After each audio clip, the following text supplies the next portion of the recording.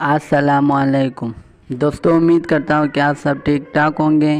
تو دوستوں، آج ویلکم کرتے ہیں آپ کو ہمارے چینل خان ٹپس پر۔ تو دوستوں، آج کی ہماری انفارمیشن ریجیکٹ سرپ کے بارے میں ہوگی۔ تو دوستوں، آج ہم جانیں گے کہ ریجیکٹ سرپ کو ہم کن کن صورتوں میں استعمال کر سکتے ہیں اور اس کے سائیڈ ایفیکٹ کیا ہیں۔ تو دوستوں، ریجیکٹ سرپ میں بھی آتی ہے اور ٹیبلٹ میں بھی آتی ہیں، یعنی نوجوان ٹیبلٹ استعمال کرتے اور سرپ چھوٹے بچوں کے لیے اور بڑے بھی استعمال کر سکتے ہیں۔ تو دوستوں، ڈیٹیل میں جانے سے پہلے جن دوستوں نے ابھی تک ہمارے چینل کو سبسکرائب نہیں کیا وہ کر لیں اور ساتھ میں بیل آئیکن کو بھی پریس کر دیں تاکہ میڈیسن سے جڑی ڈیلی کی انفارمیشن آپ کو ملتی رہے۔ تو دوستوں، آپ جانتے ہیں ریجیکٹ سرپ کے استعمالات کے بارے میں۔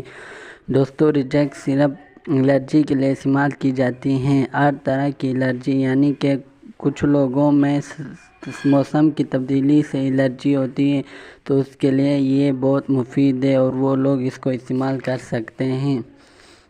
ریجیکٹ سرپ کو آپ لوگ زکام میں بھی استعمال کر سکتے ہیں۔ اس کے علاوہ جسم میں چالیں نکل آنا، اس کے لیے بھی ریجیکٹ سرپ کا بہت مفید ہے۔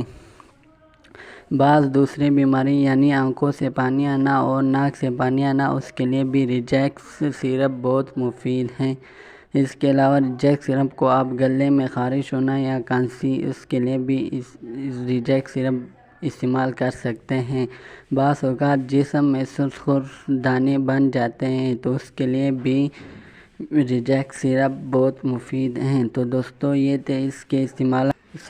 اب آتے ہیں اس کے سائیڈ ایفیکٹ کے بارے میں کہ اس کو استعمال کرنے سے کیا سائیڈ ایفیکٹ ہو سکتے ہیں۔ پیٹ میں درد ہو سکتا ہے، معدے میں جلن ہو سکتی ہے، سر پر چکر آنا ہو سکتے ہیں، سر کا بھاری پن ہونا ہو سکتا ہے اور الٹی آنا بھی ہو سکتا ہے۔ تو دوستوں، یہ تھے اس کے سائیڈ ایفیکٹ۔ اب آتے ہیں اسے کیسے استعمال کرنا ہے۔